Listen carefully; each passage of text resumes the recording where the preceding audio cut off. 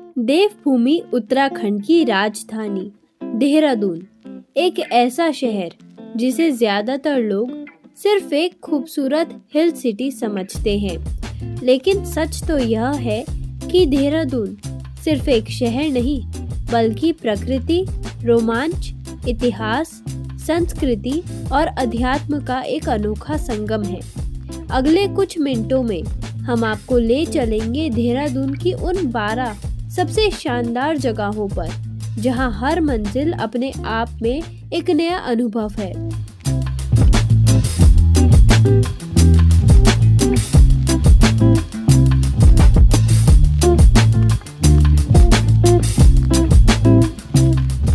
हम आपको रूबरू कराएंगे देहरादून की वाइल्ड लाइफ से, जहां जंगलों की असली दुनिया और वन्य जीवों की झलक इस सफर को और भी रोमांचक बना देती है। चाहे आपकी उम्र कुछ भी हो, देहरादून में आप सभी के लिए कुछ न कुछ है। ये शहर है ही ऐसा।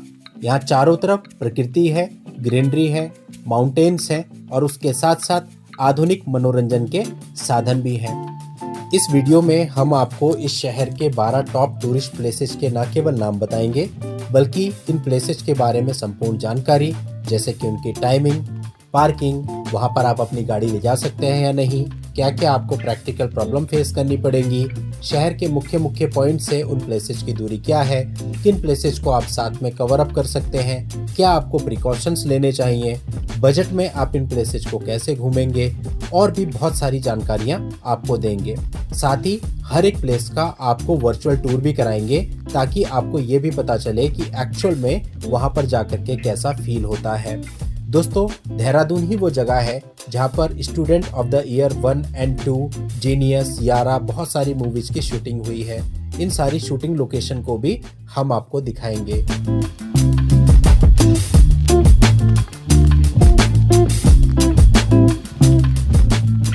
इसके अलावा बहुत सारे धर्मों की मिली-जुली संस्कृति यहाँ आपको देखने को मिलती है।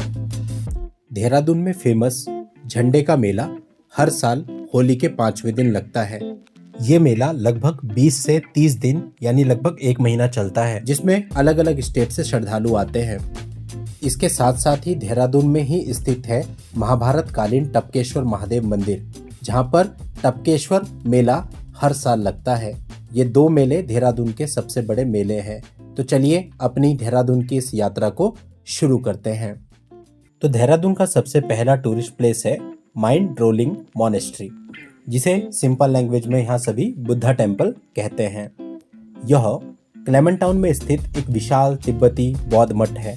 इसकी स्थापना भारत में 1965 में की गई थी।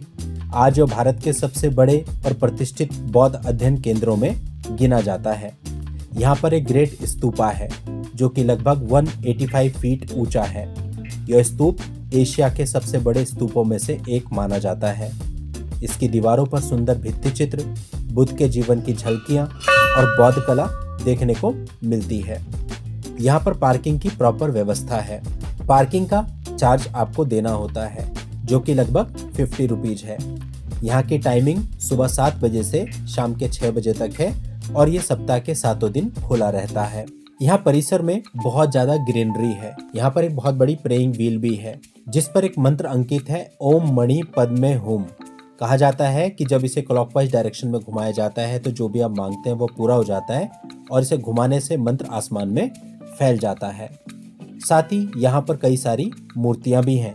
यहाँ पर गुरु पद्म संभव की बहुत बड़ी प्रतिमा है और यहाँ पर ड्रैगन भी बने हुए हैं। माना जाता है कि ये ड्रैगन धर्म की रक्षा करते हैं। उनकी गर्जना को धर्म की शिक्षा का प्रतीक माना जाता है, जो कि अज्ञानता को दूर करती है। दोस्तों, इसकी जो लोकेशन है ये क्लेमेंट टाउन एरिया में है, ग्राफिक एरा यूनिवर्सिटी के पास। यदि आप ISBT देहरादून से बात करें तो इसकी दूरी 4.5 किलोमीटर है और देहरादून क्लॉक टावर से बात करें तो इसकी दूरी लगभग 11 किलोमीटर है। रेलवे स्टेशन से इसकी दूरी 10 किलोमीटर है। अब बात आती है आप यहाँ पहुँचे कैसे, तो आप बड़े आराम से ऑटो या कैब करके यहाँ पहुँच सकते हैं। देहरादून में ओला और रैपिडो दोनों चलता है। आप बुक कर लीजिए और यहाँ आ जाइए। या फिर अगर आपके पास अपना व्हीकल है तो आप अपना व्हीकल लेकर के भी यहाँ आ सकते हैं। यहाँ पर कोई इशू नहीं आएगा। लेकिन अगर आप लोकल ट्रांसपोर्ट से आते हैं तो बस से आते हैं तो वो आपको मेन रोड पे छोड़ देगी, फिर आपको काफ़ी ज़्यादा पैदल चलना पड़ेगा, तो वो आपको रिकमेंड यहाँ पर नहीं करेंगे। देहरादून का दूसरा टॉप टूरिस्ट प्लेस है रीजनल साइंस सेंटर। साइंस को रोचक और मनोरंजक तरीके से समझाने वाला उत्तराखंड का प्रमुख साइंस म्यूजियम है। यहाँ पर एम्पल पार्किंग स्पेस अवेलेबल है और पार्किंग का किसी भी प्रकार का चार्ज नहीं है। यहाँ पर जो टिकट है वो 3 तरह से है। Entry ticket 50 rupees, 3D theatre का टिकट 35 रुपीज़ और तारामंडल का टिकट 25 रुपीज़। यानी टोटल टिकट जो है वो 110 रुपीज़ पर पर्सन आपको पड़ता है। और अगर आपका ग्रुप 25 से ज़्यादा लोगों का है तो यहाँ पर कुछ कंसेशन भी अवेलेबल है, वो आप टिकट विंडो पे मालूम कर सकते हैं। यहाँ की जो टाइमिंग है सुबह 10 बजे से शाम के 5 बजे तक रहती है और ये मंडे वाले दिन पूरे तरीके से क्लोज रहता है। इसकी लोकेशन झाझरा चक्राता रोड पर है। जब आप इसके अंदर एंट्री करते हैं तो बाहर ही आपको एक डायनासोर पार्क देखने को मिलता है। यहाँ पर एक कैफे भी है।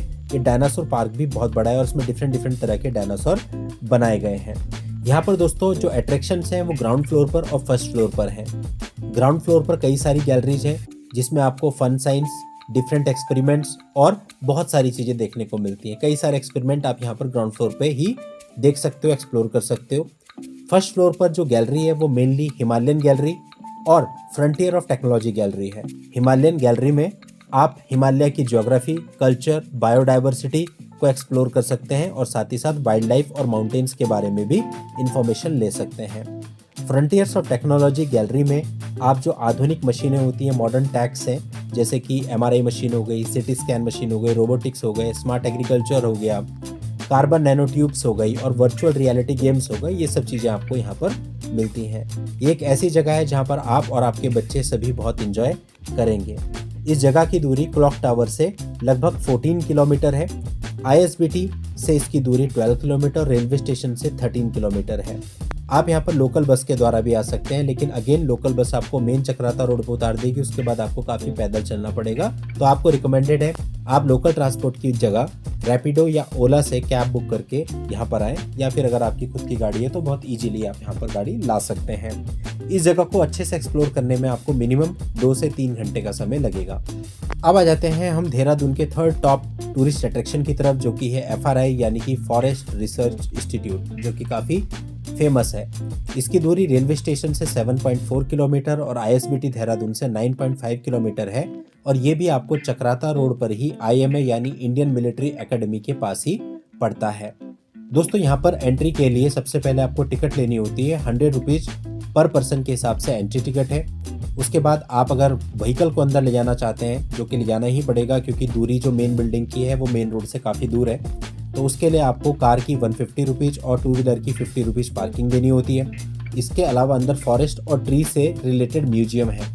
यदि आप उन म्यूजियम्स को भी देखना चाहते हैं, जो कि 3 या 4 हैं, उनके लिए आपको 150 रुपीज़ पर पर्सन के हिसाब से अलग से टिकट परचेज करना होता है। FRI की टाइमिंग सुबह 10 से शाम के 5 बजे तक है और ये सप्ताह के 7 दिन खुला रहता है। गवर्नमेंट हॉलीडेज वाले दिन ये बंद रहता है। आप दोस्तों कैसे यहाँ पर पहुँच सकते हैं? बहुत ही इजीली जो लोकल बस होती है सुद्धोवाला की तरफ की, वो आप ले सकते हैं, जो कि आपको क्लॉक टावर से मिल जाएगी और वो बिल्कुल आपको FRI के गेट के सामने छोड़ेगी। लेकिन मेन गेट से लेकर मुख्य बिल्डिंग तक की दूरी काफ़ी है, 1.5 से 2 किलोमीटर, तो उतना आपको पैदल चलना पड़ेगा, वो आप देख लीजिएगा। अदरवाइज आपकी गाड़ी है तो आप पूरा अंदर बिल्डिंग तक ले जा सकते हैं, जो मेन लोकेशन है। दोस्तों FRI की स्थापना 1906 ईस्वी में इंपीरियल फॉरेस्ट रिसर्च इंस्टीट्यूट के रूप में हुई थी। बाद में इसका नाम FRI रखा गया। आज ये Indian council of forestry research and education के अंतर्गत कार्य करता है। इसका परिसर लगभग 450 से 500 हेक्टेयर क्षेत्र में फैला हुआ है। इसके मुख्य भवन का निर्माण 1929 में पूरा हुआ था और ये ग्रीको रोमन तथा कॉलोनियल शैली की वास्तुकला का शानदार उदाहरण है। अब अगर बात करें कि FRI में काम क्या क्या होता है, तो यहाँ वनों, पेड़ों और पर्यावरण पर वैज्ञानिक अनुसंधान होते हैं। वन संरक्षण, जैव विविधता और जलवायु परिवर्तन पर अध्ययन होता है। इसके साथ साथ यहाँ MSc और PhD जैसे उच्च शिक्षा कार्यक्रम भी चलाए जाते हैं। FRI में पेड़ पौधों और लकड़ी से रिलेटेड कई सारे म्यूजियम भी हैं, जहाँ आपको वन संपदा, दुर्लभ लकड़ियों, बीजों, कीटों और वन संरक्षण से जुड़ी अनेक इंटरेस्टिंग जानकारियाँ जानने को मिलती हैं। दोस्तों ये एक ऐसी लोकेशन है जिसको कई सारी मूवीज में कॉलेज के रूप में दिखाया गया है, जिसमें से सबसे फेमस है student of the year part 1 part 2 दोनों की शूटिंग यहीं हुई है और कॉलेज हमारी यही बिल्डिंग यानी FRI थी। इसके अलावा कृष्णा कॉटेज, RS स्टेडियम, रहना है तेरे दिल में, जीनियस, पान सिंह तोमर, यारा, इन सब मूवीज की शूटिंग भी यहीं हुई है और इसके अलावा भी कई सारी मूवीज की शूटिंग यहाँ पर हुई है। दोस्तों इसकी डिस्टेंस क्लॉक टावर से लगभग 6 किलोमीटर है और इस पूरे प्लेस को अच्छे से एक्सप्लोर करने में आपको लगभग 2 घंटे का समय लगेगा। इसके बाद दोस्तों हम आते हैं अपने फोर्थ अट्रैक्शन की तरफ, जो कि है टपकेश्वर महादेव मंदिर। दोस्तों इस मंदिर को महाभारत कालीन मंदिर माना जाता है। इस मंदिर में जाने के लिए आपको बहुत सारी सीढ़ियां उतरनी पड़ती हैं, तब आप मुख्य मंदिर में पहुंचते हैं। मुख्य मंदिर का द्वार काफी खूबसूरत है और ये मंदिर प्राकृतिक गुफा में बना हुआ है। मान्यता है कि यह स्थान गुरु द्रोणाचार्य की तपस्थली है, इसलिए इस गुफा को द्रोण गुफा भी कहा जाता है। मान्यता यह भी है कि जब उनके पुत्र अश्वत्थामा को दूध नहीं मिल पा रहा था, तब भगवान शिव की कृपा से गुफा में स्थित शिवलिंग से दूध की धारा प्रकट हुई। बाद में ये धारा जल की बूंदों के रूप में निरंतर टपकने लगी, जिस कारण इसे टपकेश्वर महादेव कहा जाता है। दोस्तों यहाँ पर एक खूबसूरत नदी भी बहती है, जिसका जल बिल्कुल साफ रहता है, लेकिन बरसातों के समय आपको इस नदी में बिल्कुल भी नहीं जाना चाहिए। नदी के दूसरी तरफ भी कई सारे मंदिर बने हुए हैं, जिसमें माता वैष्णो देवी की गुफा भी है और इसके अतिरिक्त हनुमान जी की एक बहुत बड़ी मूर्ति भी बनी हुई है। तो आप नदी के दूसरी तरफ के जो मंदिर है वहां भी जरूर जाएं। इसका एक कारण ये भी है कि वहां आप सारे मंदिरों में दर्शन भी कर लेंगे और दूसरा वहां से टपकेश्वर मंदिर जो मुख्य मंदिर है वो काफी खूबसूरत नजर आता है। दोस्तों इस मंदिर में भी पार्किंग अवेलेबल है, आप अपनी गाड़ी ला सकते हैं। हालांकि रेसिडेंशियल एरिया में है तो थोड़ा सा कंजेस्टेड रहेगा, बट गाड़ी यहाँ पर आ सकती है। इसकी टाइमिंग सुबह 4 बजे से लेकर रात के 10:30 बजे तक है और इस सप्ताह के 7 दिन खुला रहता है। अगर आप दूरी की बात करें तो इसकी दूरी क्लॉक टावर से 6.5 किलोमीटर, ISBT देहरादून से 9.7 किलोमीटर और रेलवे स्टेशन देहरादून से 7.5 किलोमीटर है। और इससे जस्ट पहले हमने आपको जो टूरिस्ट प्लेस बताया FRI, वहां से इसकी दूरी 4.7 किलोमीटर है। इस मंदिर को अच्छे से एक्सप्लोर करने में आपको लगभग 1 से 1.5 घंटे का समय लगेगा। अब आ जाते हैं हम अपने फिफ्थ अट्रैक्शन की तरफ, जो कि है रॉबर्स केव, जिसे कि गुच्चू पानी भी कहा जाता है।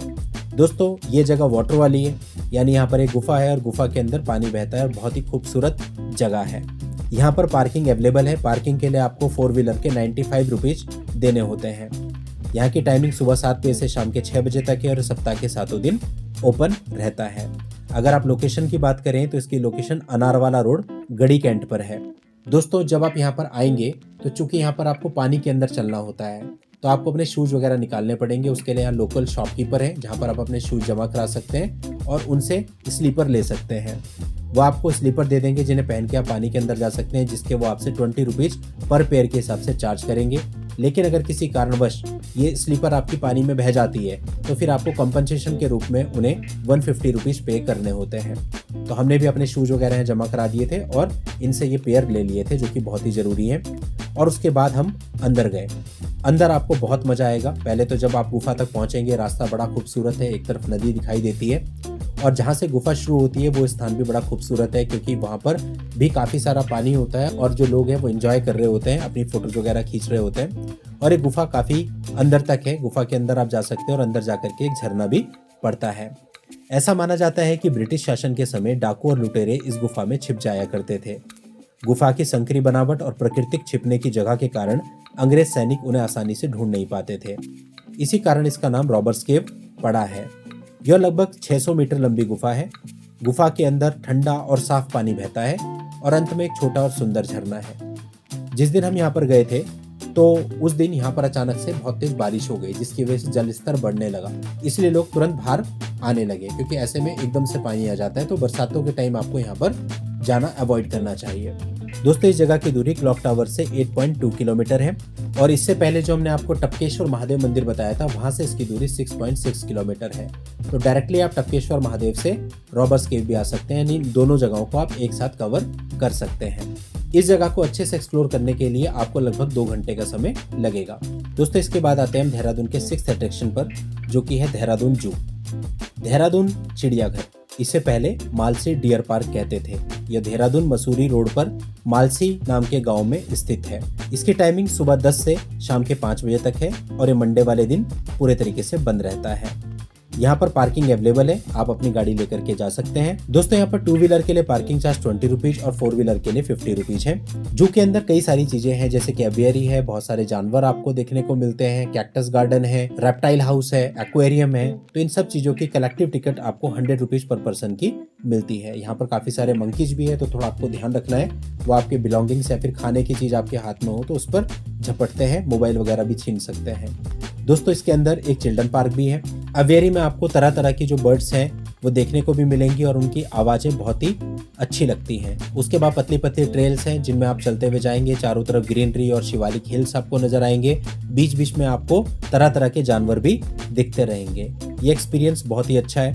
यहाँ पर आपको क्रोकोडाइल भी दिखेंगे, एमू भी दिखेंगे और भी कई सारे जानवर आपको दिखाई देंगे। इसके बाद यहाँ पर रेप्टाइल हाउस आएगा। आप रेप्टाइल हाउस देखो, इसमें ऐसे ऐसे स्नेक आपको देखने को मिलेंगे कि आप देखते रह जाएंगे। बहुत ही बढ़िया रेप्टाइल हाउस है ये, और इनका एक्वेरियम भी बहुत ही अच्छा है। एक्वेरियम में भी आपको इतनी सारी तरह की फिशेस दिखेंगी कि आप और आपके बच्चे बहुत अच्छा महसूस करेंगे। हमने कई सारी जगहों पर रेप्टाइल हाउस और एक्वेरियम देखे हैं, बट ये एक्वेरियम और रेप्टाइल हाउस एक्चुअल में बहुत ज़्यादा अच्छा है। और यहाँ का जो मेन अट्रैक्शन है वो है रॉयल बंगाल टाइगर, लेकिन इसके लिए आपको थोड़ा वॉक करके जाना पड़ेगा। 1-1.5 किलोमीटर पड़ता है जो इसका बाड़ा है, वहाँ पर आप जाएंगे, लेकिन पैसा वसूल हो जाता है अगर आपको टाइगर दिख जाए तो हमें टाइगर दिखा था जो कि बहुत ही अट्रैक्टिव लग रहा था। इवन हमारे सामने वो लेट भी गया और पोज देने लगा। यदि आप इस पूरे जू को अच्छे से घूमना चाहते हैं तो आप ये समझिए कि सारी जगहों को कवर करने में लगभग 3-3.5 किलोमीटर की वॉक आपको करनी पड़ेगी। यदि आपके साथ कोई ऐसे लोग हैं जो चल नहीं सकते तो उन्हें आप बिठा भी सकते हैं। जगह जगह बेंचेज लगे हुए और वहीं से आप उनको बाद में ले लें। तो एक सर्किल में ये जू बनाया गया है कि एक तरफ से आप जाएंगे और दूसरी तरफ से बाहर आ जाएंगे। इस जगह की दूरी ISBT देहरादून से 16 किलोमीटर, रेलवे स्टेशन से 11 किलोमीटर और क्लॉक टावर से 9 किलोमीटर है। दोस्तों क्वेश्चन आता है आप यहाँ कैसे पहुंच सकते हैं, तो उसके लिए आप ओला और रैपिडो तो कर ही सकते हैं, बाकी आपकी खुद की गाड़ी है तो आप बड़े आसानी से यहाँ पर ले जा सकते हैं। और इस जगह को अच्छे से एक्सप्लोर करने में लगभग आपको 2 से 3 घंटे का समय लग जाएगा। अब हम चलते हैं 7th प्लेस की तरफ जो कि है लच्छीवाला नेचर पार्क। ये बिल्कुल अलग डायरेक्शन में है, ये हरिद्वार रोड पर पड़ता है और इसका जो डिस्टेंस है वो क्लॉक टावर से लगभग 17 किलोमीटर है। यानी एक तरह से कह सकते हैं आप कि ये शहर के बाहर पड़ता है, डोईवाला नाम की जगह के पास। लच्छीवाला रेंज है वहीं पर ये पड़ता है। इसकी टाइमिंग सुबह 9 बजे से शाम के 5 बजे तक है और ये सप्ताह के सारे दिन खुला रहता है। इसकी टिकट विंडो मेन रोड पे ही है जहाँ से आप 80 रुपीज पर पर्सन के हिसाब से टिकट ले सकते हैं। यहाँ पर कुछ सेल्फी पॉइंट भी बने हुए हैं और यहाँ से अंदर आपकी गाड़ी जाएगी। पैदल जाने की कोशिश मत करिएगा क्योंकि काफी है, लगभग 1-1.5 किलोमीटर जंगल का रास्ता है, तो आप गाड़ी लेकर के अंदर जाइएगा। पार्किंग यहाँ पर अवेलेबल है और पार्किंग चार्ज के आपको 2 व्हीलर के 20 रुपीज और 4 व्हीलर के 50 रुपीज देने होते हैं। कुछ समय पहले तक ये ऐसी जगह थी जहाँ पर नदी बहती थी और लोग नहाते थे, बट अभी यहाँ पे नहाने पर प्रतिबंध लग चुका है। नदी के चारों तरफ जो है उन्होंने कवर अप कर दिया ताकि कोई नहा ना सके और काफी अच्छा मेंटेन कर दिया है। यहाँ पर आपको एडवेंचर एक्टिविटीज करने को मिल जाएंगी, ग्रीनरी चारों तरफ आपको दिखेगी, चिल्ड्रन पार्क यानी बच्चों के लिए काफी सारे झूले मिल जाएंगे और एक सुंदर नदी बहती है जहाँ पर खड़े होकर आप केवल फोटोग्राफी कर सकते हैं लेकिन उसमें नहा नहीं सकते। यहाँ पर आपको एक कैंटीन भी मिल जाएगी जहाँ पर आप कुछ फास्ट फूड वगैरह एंजॉय कर सकते हैं। थोड़ा सा आप आगे जाएंगे तो आपको रास्ते में बहती हुई नदी और कलकल करता हुआ पानी दिखाई देगा जो कि बहुत ही अच्छा लगता है। थोड़ा आगे जाने पर आपको म्यूजिकल फाउंटेन भी मिलता है। जब ये म्यूजिकल फाउंटेन चलता है तो इसके लिए आपको 100 रुपीज पर पर्सन के हिसाब से अलग से टिकट लेनी होती है। म्यूजिकल फाउंटेन से आप थोड़ा और आगे बढ़ेंगे तो एक जगह आती है जो बहुत ही खूबसूरत है।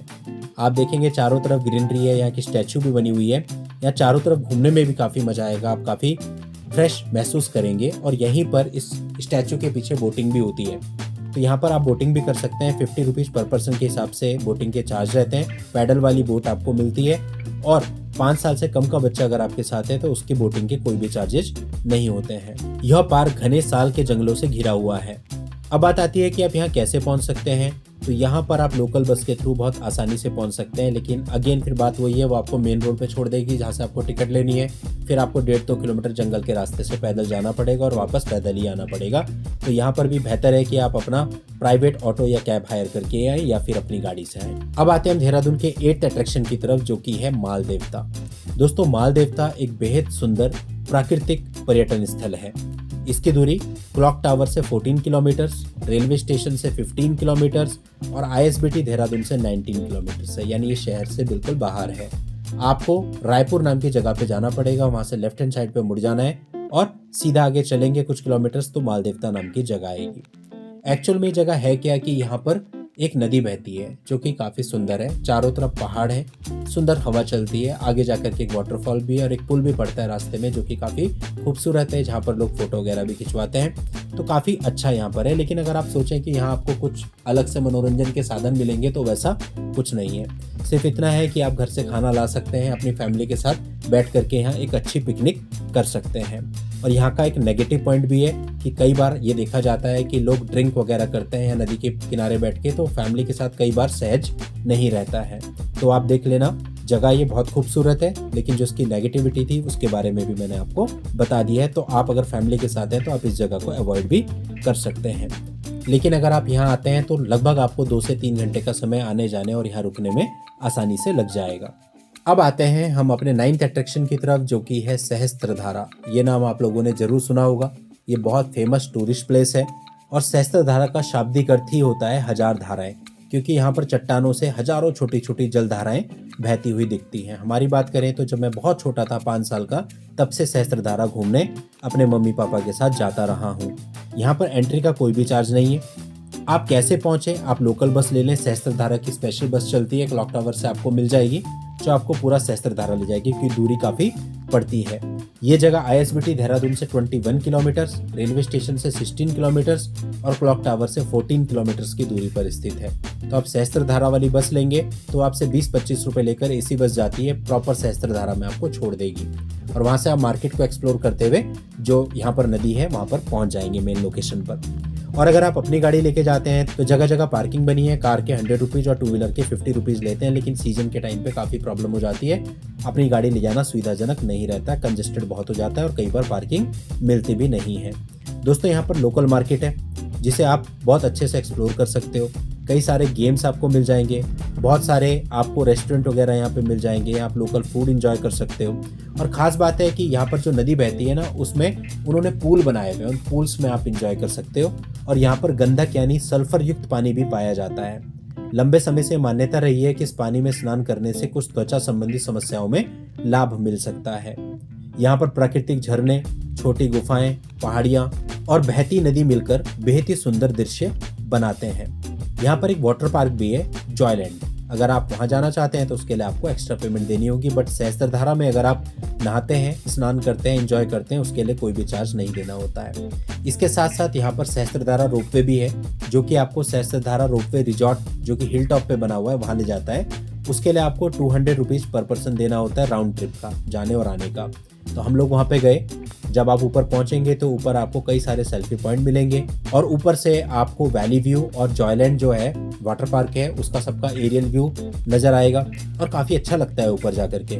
बहुत सारे पॉइंट्स बना रखे हैं, बहुत सारे सेल्फी पॉइंट हैं बच्चों के लिए, बहुत सारे अट्रैक्शंस हैं, काफ़ी कुछ है, मतलब अच्छा लगेगा आपको ऊपर जाते हैं तो। हम लोग कुछ समय वहाँ रुके, मौसम भी बहुत सुहाना था, बहुत मज़ा आया ऊपर, हमने बहुत इंजॉय किया। लगभग 1-1.5 घंटा हम ऊपर रहे और उसके बाद फिर आप रोपवे से ही नीचे आ जाएं। नीचे आने पर आपको लोकल मार्केट दिखेगी, वहाँ से आप शॉपिंग भी कर सकते हैं और जो ट्रेडिशनल गेम होते हैं मेलों वाले, वो गेम भी दिखेंगे। और यहाँ पर एक गेमिंग जोन भी है, वहाँ पर भी आप गेम्स का आनंद ले सकते हैं। तो ये जगह भी काफ़ी अच्छी है और आप इसको अच्छे से एक्सप्लोर करेंगे तो कम से कम 3 घंटे का समय आपको लग जाएगा।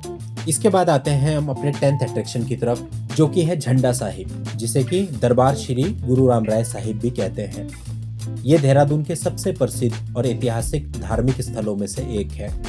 हम अपने बचपन में हर शाम यहाँ पर आया करते थे, यहीं पर खेला करते थे। यह सहारनपुर चौक के पास स्थित है और रेलवे स्टेशन से वॉकिंग डिस्टेंस पर है। यह पूरे वर्ष श्रद्धालुओं के लिए खुला रहता है। इस स्थान का संबंध श्री गुरु राम राय जी से है, जो सिखों के 7वें गुरु श्री गुरु हर राय जी के ज्येष्ठ पुत्र थे। वे लगभग 1675-1676 में दून घाटी आए और यहाँ अपना डेरा स्थापित किया। माना जाता है कि इसी डेरा और दून शब्दों से आगे चलकर देहरादून शहर का नाम पड़ा। झंडा साहिब की सबसे बड़ी पहचान यहाँ स्थापित विशाल पवित्र ध्वज यानी झंडा जी हैं। हर वर्ष होली के 5वें दिन पुराने ध्वज को विधि पूर्वक उतारकर नया ध्वज चढ़ाया जाता है। इस अवसर पर झंडा मेला आयोजित होता है, जो कि लगभग 15-20 दिन और कई बार इससे भी ज्यादा दिन तक चलता है, जिसमें विभिन्न राज्यों से लोग शामिल होते हैं। बचपन में हम इस झंडे मेले में रोज ही घूमने आ जाया करते थे। दोस्तों, यहाँ पर किसी भी प्रकार की पार्किंग अवेलेबल नहीं है, ये बहुत ही कंजेस्टेड एरिया में है और कई बार यहाँ पर 3 व्हीलर और 4 व्हीलर की एंट्री ही बैन कर दी जाती है। तो ऐसे में यहाँ पर जो नियरेस्ट पार्किंग है वो रेलवे स्टेशन में आपको मिलेगी, हालांकि कंजेस्टेड वहाँ भी रहेगा। तो ज़्यादा बेहतर है कि यहाँ पर अपना व्हीकल लेकर के ना आए, आप सहारनपुर चौक तक आ जाएं लोकल ट्रांसपोर्ट अवेलेबल है सहारनपुर चौक तक, और सहारनपुर चौक से वॉकिंग डिस्टेंस है। या रेलवे स्टेशन तक आ जाएं आप लोकल ट्रांसपोर्ट से, रेलवे स्टेशन से भी वॉकिंग डिस्टेंस है, आप घूमते हुए पैदल पैदल यहाँ पर आ जाएं। ISBT देहरादून से इस स्थान की दूरी 5 किलोमीटर और क्लॉक टावर से लगभग 2 किलोमीटर है। ये स्थान सप्ताह के सभी दिनों में खुला रहता है। यहाँ पर आसपास जो मार्केट है वहाँ पर आप स्ट्रीट फूड का भी आनंद जरूर लें। इस स्थान को अच्छे से एक्सप्लोर करने में आपको लगभग 1 से 1.5 घंटे का समय लगेगा। अब आते हैं हम अपने 11th अट्रैक्शन की तरफ, जो कि है पलटन बाजार। अगर आपने पलटन बाजार नहीं देखा तो आपने सब कुछ मिस कर दिया। सारे बड़े बड़े मॉल, सारे बड़े बड़े कॉम्प्लेक्स एक तरफ और पलटन बाजार एक तरफ। ये क्लॉक टावर से रेलवे स्टेशन तक फैला हुआ है। इसमें कई सारे हिस्से हैं जिनको अलग अलग नाम दिए गए हैं। मुख्य रूप से जो पलटन बाजार कहलाता है वो क्लॉक टावर से शहर कोतवाली तक माना जाता है। इसके बाद का जो बाजार है उसे सर्राफा बाजार या धामा वाला बाजार कहा जाता है। इसके आसपास भी बहुत सारे बाजार हैं जो कि इससे मिलते जुलते हैं। इस पर हमने एक अलग से वीडियो बनाई हुई है 7 मार्केट्स नियर क्लॉक टावर, वो आप देख लीजिएगा। उसमें उन सारे मार्केट्स को एक्सप्लोर किया गया है। दोस्तों, पलटन बाजार एक ऐसा बाजार है जिसमें आपको हर चीज मिल जाएगी। सुई से लेकर के बड़ी बड़ी मशीनरी तक आपको यहाँ मिल जाएगी। छोटे छोटे काम आपको यहाँ बटन की दुकान भी मिल जाएगी। यानी हर चीज यहाँ पर अवेलेबल होती है। जो भी देहरादून घूमने आता है वो पलटन बाजार एक बार जरूर आता है। इस बाजार का नाम पलटन इसलिए पड़ा क्योंकि अंग्रेजों के शासनकाल में यहाँ सेना यानी पलटन के जवान अक्सर आया करते थे। समय के साथ ये इलाका देहरादून का प्रमुख व्यापारिक केंद्र बन गया और आज भी इसकी ऐतिहासिक पहचान कायम है। दोस्तों, अगर आपने ये नहीं देखा तो देहरादून का चार्म ही मिस कर दिया। यहाँ पर एक प्रतिष्ठान है गैलॉर्ड, जहाँ पर रात के समय सारी फैमिली रह जाती है 10 साढ़े 10 बजे और आइसक्रीम को एंजॉय करती हैं। हम भी पहले बहुत ज़्यादा आया करते थे। इसके अलावा बहुत पुराने यहाँ पर रेस्टोरेंट हैं, बहुत पुरानी दुकानें, 100 150 साल पुरानी दुकानें आपको यहाँ पर मिल जाएंगी। यहाँ पर एक से एक स्ट्रीट फूड आपको मिल जाएगा और बहुत सारे रेस्टोरेंट भी हैं। यहाँ का खाना आप बिल्कुल भी मिस मत करना। इसके बाद हम आते हैं अपने 12th अट्रैक्शन की तरफ। यदि आप मॉल्स वगैरह के शौकीन हैं और मॉल्स में शॉपिंग करना चाहते हैं तो देहरादून में 3 मॉल बड़े फेमस हैं। पहला है पैसिफिक मॉल, जो कि राजपुर रोड पर पड़ता है। देहरादून जू जब आप जाएंगे तो आपको ये रास्ते में ही पड़ेगा। इस पर हमने अलग से वीडियो बनाई है, आप वो देख सकते हैं। यहाँ पे आपको हर प्रकार का ऑप्शन मिल जाता है, लगभग सारी ही ब्रांड्स मिल जाती हैं और मूवी थिएटर भी मिल जाता है, गेमिंग जोन भी मिल जाता है। दूसरा मॉल जो काफ़ी फेमस है वो है सेंट्री मॉल। ये भी आपको लगभग राजपुर रोड पर पड़ता है, राजपुर रोड से हल्का सा अंदर है। जब आप देहरादून जू जाएंगे तो रास्ते में आप इसको भी एक्सप्लोर कर सकते हैं। यहाँ भी आपको लगभग सारी ब्रांड्स मिल जाएंगी और बहुत बड़ा गेमिंग जोन भी मिलेगा। इस पर भी हमने अलग से वीडियो बना के अपलोड किया हुआ है। और तीसरा जो फेमस मॉल है देहरादून का, मॉल ऑफ देहरादून, जिसे पूरे उत्तराखंड का सबसे बड़ा मॉल कहा जाता है, ये हरिद्वार रोड पर स्थित है। जब आप लच्छीवाला जाएंगे तो ये आपको रास्ते में पड़ेगा, उस समय पे आप इसे एक्सप्लोर कर सकते हैं। यहाँ भी आपको लगभग सारी ब्रांड्स मिल जाएंगी और मूवी थिएटर, गेमिंग जोन सब कुछ मिल जाएगा जैसा आप चाहें। इस पर भी हमने अलग से वीडियो बना करके अपलोड किए हुए हैं। दोस्तों, हम नेक्स्ट वीडियो लेके आएंगे कि देहरादून आप कैसे पहुंचे, कहाँ पे आपको होटल लेना चाहिए, कौन सा होटल आपके लिए बेस्ट रहेगा, कितना आपका खर्चा आएगा और कितने दिन में आप ये सारे प्लेसेस बहुत ही इजीली कवर कर लेंगे। इसके लिए क्या ट्रैवल प्लान आपको बनाना चाहिए, उस वीडियो को भी आप जरूर देख लीजिएगा। इस वीडियो में हमने जितनी आपको जानकारी दी, उम्मीद करते हैं आपको अच्छी लगी होगी और आपको हेल्पफुल रहेगी। यदि आपको वीडियो अच्छा लगा हो, वीडियो को लाइक कर दें, शेयर कर दें और चैनल को सब्सक्राइब जरूर कर दें, क्योंकि इससे हमें हौसला मिलता है आप लोगों के लिए इसी प्रकार के वीडियोज बनाने का। नेक्स्ट वीडियो में आपसे फिर मिलेंगे, तब तक के लिए goodbye and thank you for watching. Take care.